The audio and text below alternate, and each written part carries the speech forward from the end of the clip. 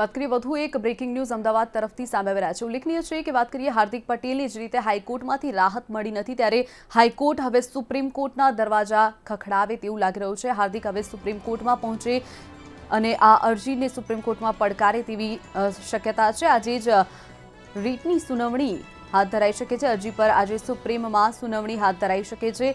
હાર્દિક પટેલ હાઈકોર્ટના ચુકાદાને સુપ્રીમમાં પડકારશે તેવી શક્યતા છે।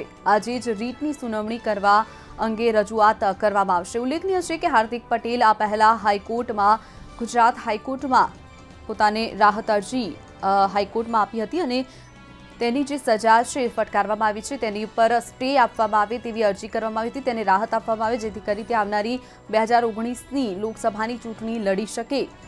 ત્યારે હાઈકોર્ટ તરફથી તેને કોઈપણ પ્રકારની રાહત મળી ન હતી, જેના કારણે હવે હાર્દિક ક્યાંક ને ક્યાંક સુપ્રીમ કોર્ટમાં આ અંગે અરજી કરી શકે છે। હાર્દિક પટેલ હાઈકોર્ટના ચુકાદાને સુપ્રીમમાં પડકારશે।